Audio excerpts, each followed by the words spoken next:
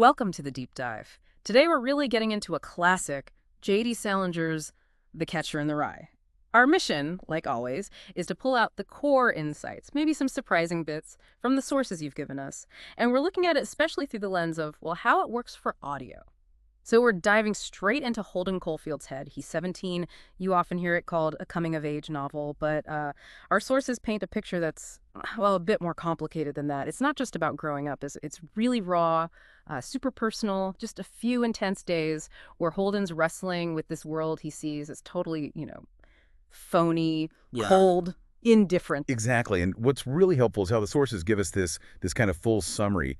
It helps map out Holden's psychology, sure, but also gets at why his specific struggle, trying to find something authentic, still hits so hard for readers. And as we'll explore, maybe even more so for listeners. Right. Because Holden's whole story is his voice, isn't it? That constant inner monologue, his totally unfiltered thoughts. It makes perfect sense that hearing it, like in a podcast or audiobook, would feel incredibly direct. You're basically right there inside his head. So where do we start with Holden's story? According to our sources, it's not right at the beginning of his adventure. He's actually telling it from, some kind of rest facility, looking back at all the crazy stuff that happened before he ended up there. He's not really focused on the now, just setting up what he's about to tell us. That's the frame. And the story he tells really kicks off at Pensy Prep, this fancy boarding school he's just been kicked out of. Again, the sources point out, he's failing classes, his attitude isn't winning him any friends among the teachers.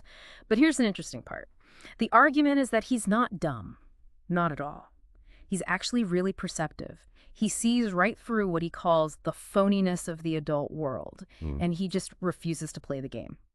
He's described as restless, really disillusioned, and just desperately looking for something real. Yeah, that refusal to conform, it just runs through everything, even his last interactions at Pensy. Those awkward goodbyes with Stradlater, his roommate, who seems pretty shallow, and then Ackley, the annoying neighbor. But that moment when he flips out because he thinks Stradlater might have, messed around with Jane Gallagher, a girl he genuinely likes, Right.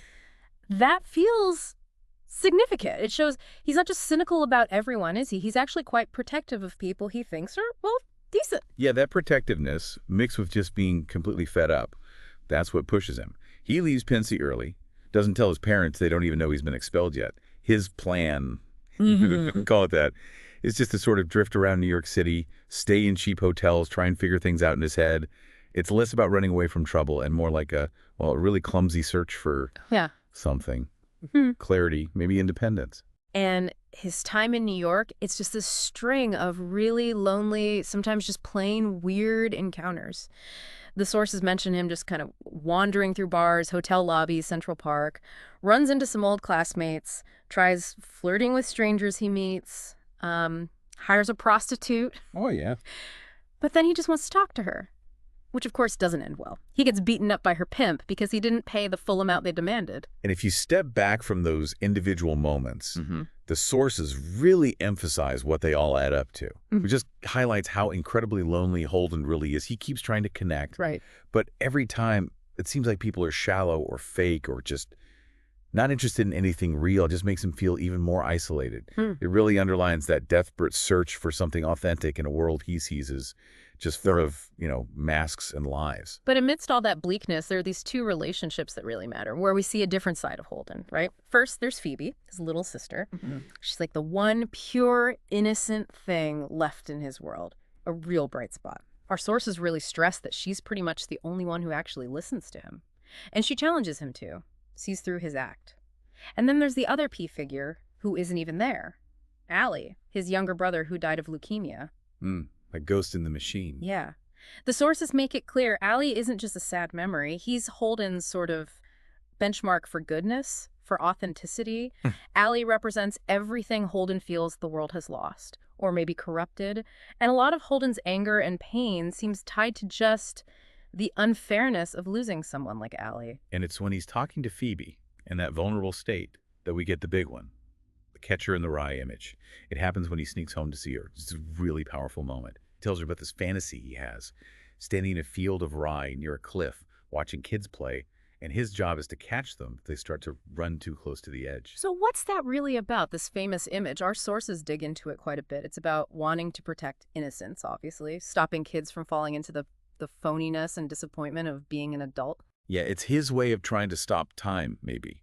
Protect them from the kind of pain and disillusionment he's feeling, the kind of loss that took Allie. But there's a sad part too, isn't there?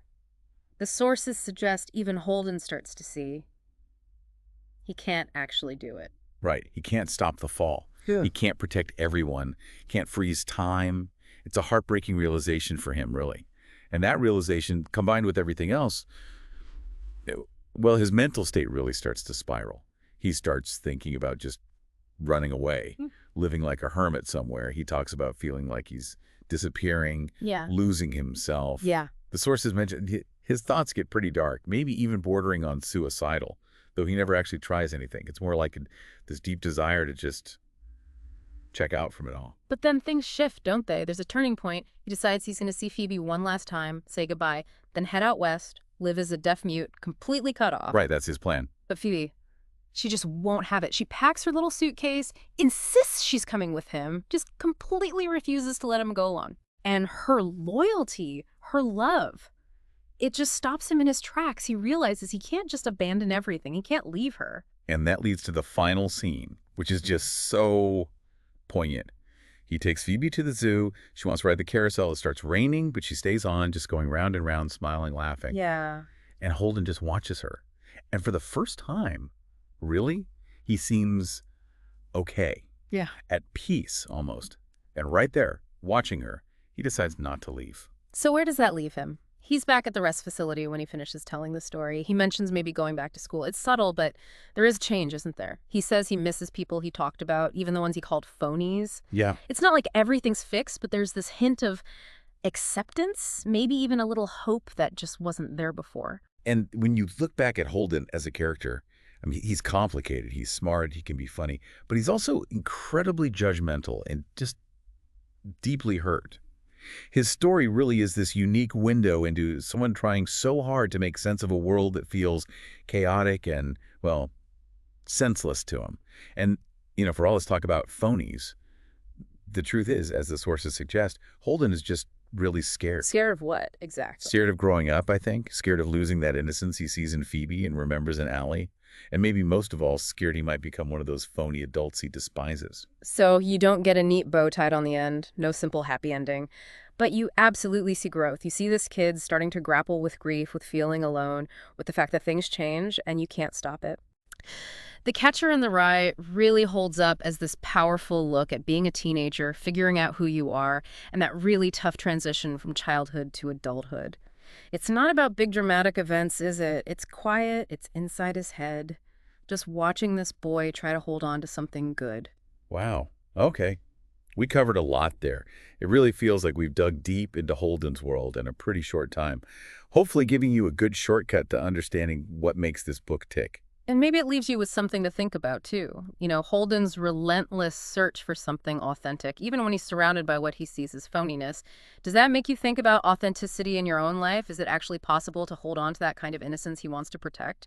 Or is compromise and maybe a little bit of phoniness just part of growing up, part of living? That's definitely something to chew on. Like, if this has got you interested and you want to really experience Holden's voice for yourself, the audiobook is a fantastic way to do it. Our sources mention it's available on Audible, and honestly, it feels like the perfect format for this kind of intimate story. You should be able to find a link in the description or maybe a pinned comment if you want to check out Audible. They usually have deals like a free month for new subscribers. You can explore all sorts of audiobooks and podcasts there. Definitely worth considering for Catcher in the Rye. It's a classic for a reason.